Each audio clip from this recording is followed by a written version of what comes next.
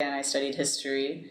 Why did you choose history? I'd read Howard Zinn, and I was, I don't often cry when reading books, but I read People's History of the United States by Howard Zinn, and I just like bawled reading about IWW history, and I mean just several parts of that book, the power and the history and the way that he presented it, the history of people, like ordinary workers, moved me. And I realized, once again, I've always, as an adult, wanted to help people, and I realized that history was maybe a way that I could help people and help myself, because it was so empowering to read about. I was often mistaken for being a boy, and I think it drove my parents crazy. And I remember it would like kind of hurt my feelings when I was mistaken for being a boy as a kid.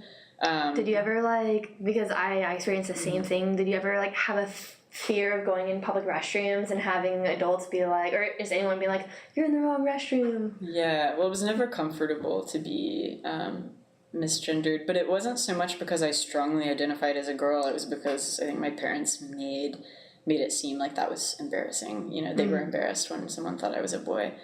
And actually, until I was in kindergarten, I wanted to be a boy, and I told my parents I was a boy, and my mom had to give me this talk, and I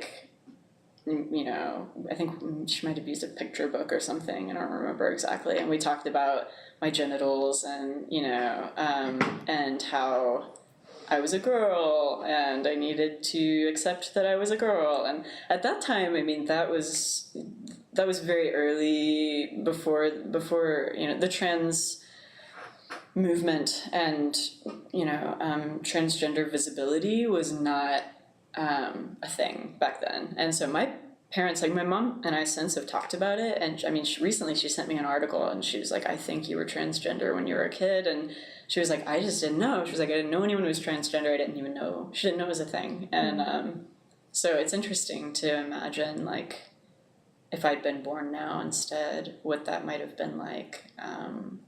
It's kind of impossible to guess how I might have turned out differently if I'd grown up in a world where being transgender felt like an option. But it definitely, I didn't know it was a thing. If I had known, I might have been more stubborn about being a boy. Because I accepted when my mom described it to me that way. She would, in terms of my genital organs, I accepted, okay, I guess I'm a girl, but it didn't change anything as far as my appearance, the way I acted, the way I talked. My best friend was a boy. And that too, my best friend was a boy, and I remember he and I would be so disgusted when people would make adults would be like, oh, they're probably going to grow up and get married, and we would just be like, we thought it was disgusting. And still today, I think that's disgusting when people put that on little kids, 2 5-year-olds who are friends, and you're saying that they're going to get married one day. I don't understand why people have put such strong gender expectations and sexualizations on small kids, but people did that all the time. And I think it's because they were uncomfortable. Partially, they were uncomfortable that this little boy and little girl were so close, and they're like, oh, it couldn't be that we just have a deep friendship. It had to be somehow, there had to be some boy and girl gendered sexuality around it for them. You've just listened to an audio clip from the Samuel Proctor Oral History Program's diverse collection of oral history interviews as part of our 50 Years, 50 Faces fundraising campaign. In the last 50 years since the program's founding in 1967, SPOHP has collected over 7,000 interviews, as well as provided equitable fieldwork opportunities for students.